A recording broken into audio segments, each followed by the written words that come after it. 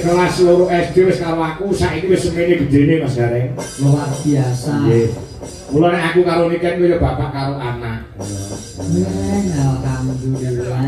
Jare wae arep sing Niken ngomong ngono. Aku kok kewu karo Niken kok Pak. Ngopo?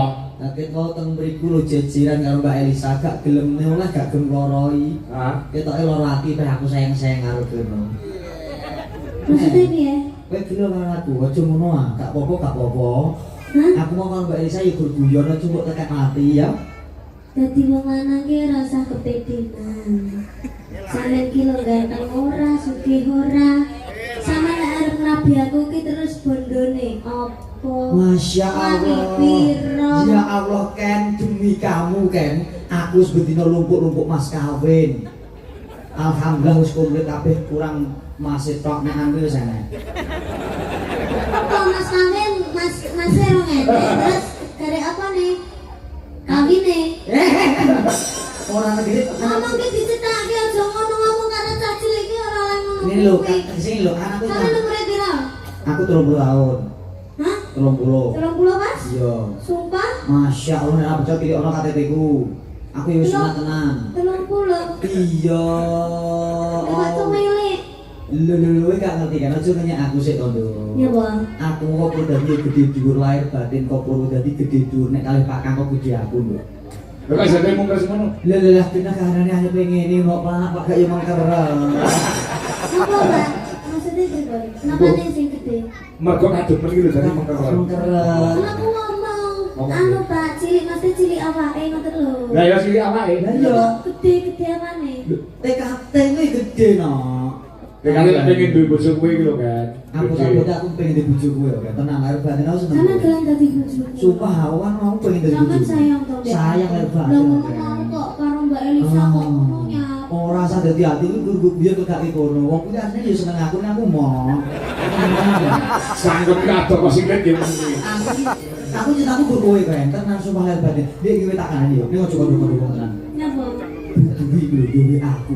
Nyapa? Apa dituk anake aku moh. Aku ngeboti kowe asline. Itu tapuk monyong lho. Lambe ora kena dibuku. Aku Ma, kamu itu tipe lelaki yang tidak bisa setia kayak Mas Manten. kok sok Mas ngerti? Manten ki didelok tekan kene, ya ta. Kuwi wis ketok setia karo Mbak Manten. Kok iso? Titikan apa? Titikane teko alise. Biar alis piye contone. Jane aku ya ora ketok alise ning ndi. Lah kok titikan alis bareng lho. Yo ketok Mas kan ganteng gadah perkosa, Mbak Ayu Ayu. Gagah prakoso. Mbak perkosa, prakoso. Nah. Mbak Ayu Ayu. Cantik. Mbak di sawang kan kita Pantes. pantes mulai. Aku karo sampeyan ki ora pantes lho, Mas. Kok iso muni ora pantes kok dijalno seksi wong Lah kene yo yo. isin to mosok awak dhewe arep nge-mall, arep ngedet terus sampeyan ki macak koyo ngene pupuran. Yo malu to aku lu cantik mosok sampeyan macak koyo ngene. Ngene wae nek no. Nek kowe isin karo aku to nek lucu kowe nge-mall ngedet to, kowe gak sakar aku. Terus? Kowe kalau gendakmu penting nama karo aku. Enak kok. Lah terus nyapa dhewe ning omah? Lho, penting aku cukup ono. Lah yo kuali. Lah kok iso balik? Ya kudune aku cukup ono. Yo ora iso to, Nduk. Kan terus piye? Kaya dulu kayak kowe, aku nek mah ngono pengen kaya to omah. Lah terus maksudmu aku mbok kan kerjane. Iya. Wong aku rabi ki sing lanang iso njuk ngompe ya. Betul, betul. Sing wedok ki leren ning omah. Lah nek aku rabi ngono kuwi yo rabiku papat bojone Mas Ito sing kuwi kon kerja setor duit ning aku. Yo penak kok. Wong lanange duwe tanggung jawab sing gedhe.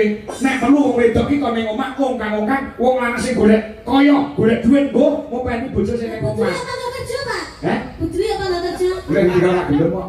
Alah awake ibu-ibu kuwi to. Betul kowe. Betul piye? Mbut kuwi kudune nang omah jenengan yo joglo nek jak nyambut gawe kuwi jenenge wong lanang gak setia. Lah masalahnya Pak Kangko lek ora ditunggone rebut duwe yo ngono kuwi ngene. Nakal. Ini berarti warna-warna. Ora tapi biyen saiki wis ora. Wah. Elah, lucu aku. Gak biyen yo ora saiki yo ora. Ora boleh iki. Enggak boleh. Enggak boleh. Harus setia. Harus setia. Setia terhadap pasangan selamanya. Alhamdulillah. Oh ya kayak Mbak Manten karo Mas Manten Mbak kuwi. Manten namine sinten? Mbak Manten Mbak Dwi Lestari. Mbak Dwi. Dwi iki loro. Loro iki tegese jodoh. Lestari iki selamanya. Wah, berarti Digordekne ngono ah. Heeh.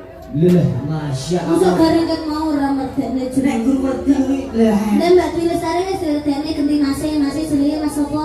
Mas Saiful Anwar. Heeh. Lordekno sing wedok, sing manten wedok wis tak lordekne. Dwi iki loro. Loro tegese jodoh. Lestari selamanya. Nek manten lanang Mas Saiful Anwar. Lordekno. Saiful apa? Oh, jenenge Ibu Saiful. Saiful ki setia. Anwar selamanya, berarti setia selamanya. Yo ora, yo setia selamanya. Pak istrinya siapa? Pak Armin. Pak Tarmin ini apa tegese? Kali sugih. Min Ini utang. Iki hutang berarti. biyen sugih utang lebih sawo kabeh saiki dadi wong sugih. Ngono. Oh, berarti ganti jeneng. Garis piye? Tar plus. Tar plus. Yo. Tar iki sugih. Plus iki tambah. Oh, tambah sugih. Tambah sugih. Sadurunge wayangan sampe nanggep wayang sik Tarmin. Bar wayangan dadi tar plus. Plus. Ibuke ibu sapa? Bu Katmi. Katmi. Heeh. Kati stop. Katmi yo kati stop. Mi. Kritik. Kenapa tuh ini omong belum Katmi? Apa kuwi? Kritik anu. Bukan sini stop kritik berarti saya Pak. Bukan mi udah berkami saya lurus. Oh iya, stop Stop kritik. kritik. Oh, wis ini bonding kok. Ora omong ini. Bu mana bu? Masya Allah. Siapa nih? Baik. Baik, selamat. Selamat ya, Bos. Selamat ngarep, selamat buri, selamat kabeh. Siap, ditungake muga-muga kabeh sehat selamat. Amin, ya Rabbal Amin. alamin. Kedua teman-teman mugi-mugi langgeng. Amin. Sakinah mawaddah warahmah sampai akhir hayat yang maut yang memisahkan. Amin. Sing penting bahagia. Wis omong itu. Dia punya lah. Sing penting. Sing penting. Jadi ngapa kok yang penting? Lucu tuh Mas. Sing penting bahagia Ya. selalu, jangan tukaran. Ya, masih pernah nyala aku kan grogi masalahnya. Nyai. Nah, wae bengi iki nek manten wedok, kuwi nek ora enek diken salindri, mending ora wayangan. Tak ono manten wedok. Inggih to Mbak. Mungkin mriki nggih Mbak. Napa sakniki? Nah, niki ono dokumentasi. Ah, tidak mriki kali manten aku ngono nggih. Iya ya. Ah, Ini ya. kemarin Mbak Niken ben kesotnya dari dokumentasi. Lho, tak lah ya. Ya. Iki sing nonton mung sak dunia lho. Masya Allah. Ora Pak ora sak dunia. Lah, Iki Iran karo Israel gak kau nonton sendiri. turun.